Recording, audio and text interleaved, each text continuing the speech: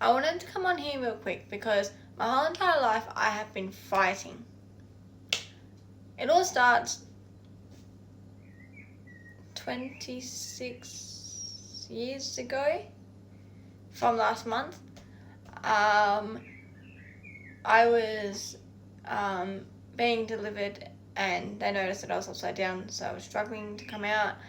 They quickly rushed my parent into surgery for a C-section. I was pulled out, yay! But I had a little complication. I had low temperature, that sort of thing. So they put me in an incubator for about 2 to 3 hours. Pulled me out, it was perfectly fine. Oh, I was rosy. But it wasn't then that they noticed any complications. They just assumed that was normal, that maybe because I was upside down, A few years later, they were just doing some general checks just to see that everything was okay, because they weren't concerned, but they were a little worried that, you know, being that there was a history in our family of people with different conditions. I don't necessarily think they were disabilities as such, but they were conditions that could give off another person having a slight ailment. Plus they sort of had noticed sort of things that they weren't sure about. So I go off to my pediatrician appointment. I'm probably about maybe half of one, so not quite 1 year old yet. And they were like, something not quite right. She's not meeting the milestone goals that should be happening by the time she's half of one. By the time I was one, it was pretty definite. They were like, okay, there's something not quite right. She's still not even there. She's completely gone. There's no, like, we can't even do it here. We have to send her away to a specialist. So they took me away to get tested because they noticed that I hadn't started walking yet or talking, which in some cases that's normal. But what they'd also noticed was there was some other complexities, like she was already struggling to eat.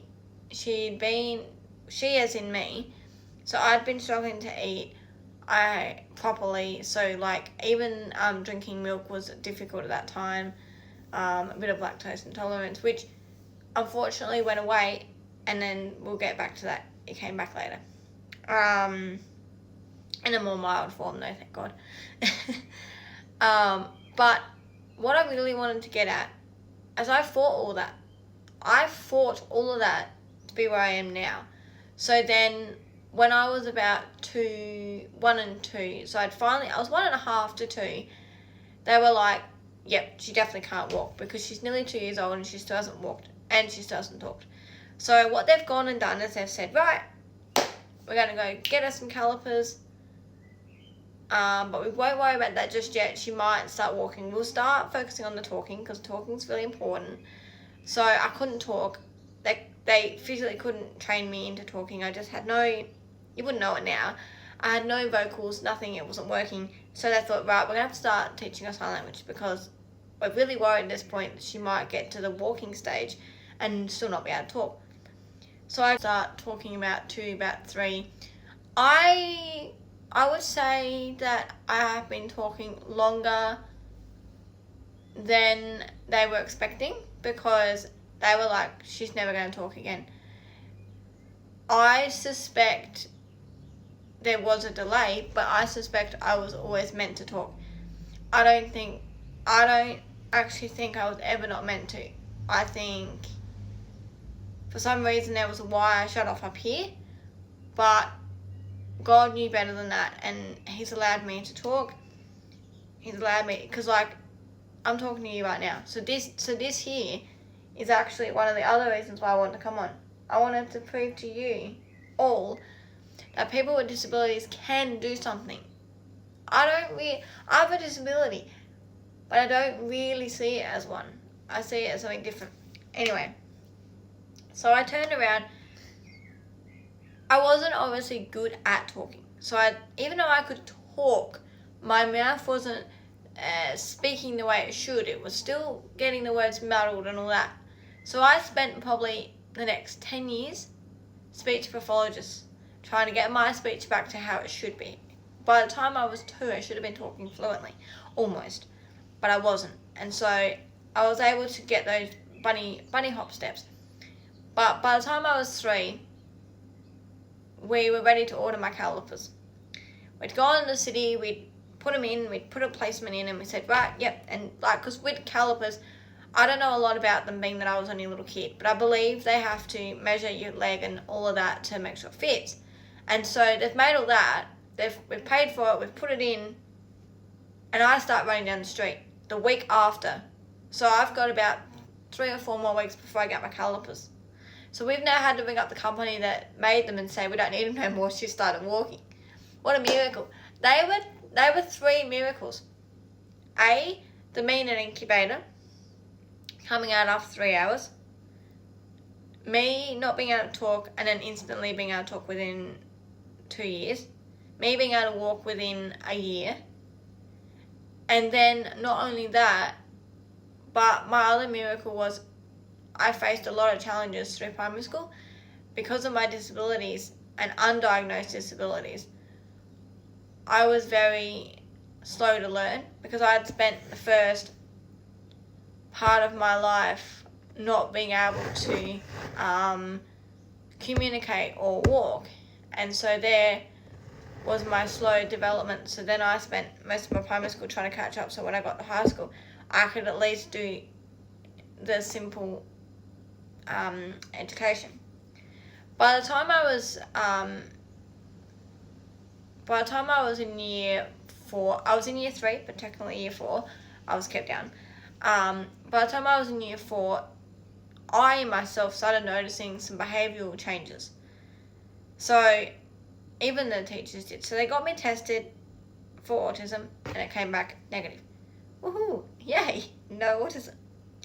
But I still had these behavioural changes, all through primary and all through high school. And no one could pinpoint it. So after high school and when I moved out of home, about 3 or 4 years later, I finally got tested. And I think it was actually 5 years later. 5 years later, I got tested after high school. So I was about 18. Yeah, it's about 23 I got tested for autism because there were still those behavioural changes. It turned out, yes, I do have autism. I have a mild form, which means I'm not as severe as some people.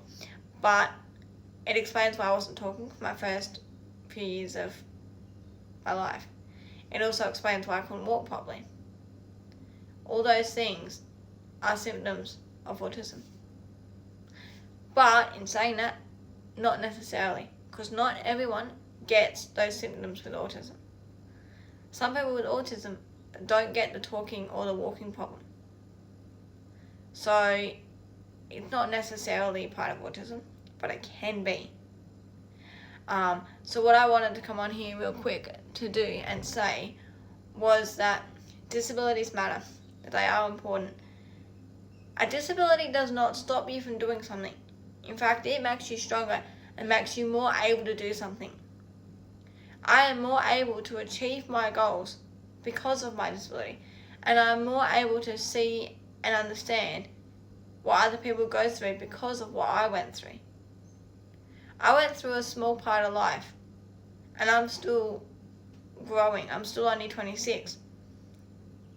But I literally just wanted to come on here real quick to just say that if you have a disability, you're amazing. And if you don't, thank you for watching this video because it means the world to me that you got to see this. It means the world. Feel free to show this to your friends and aware them of the different complexities of life. So thank you and bless you all. Bye.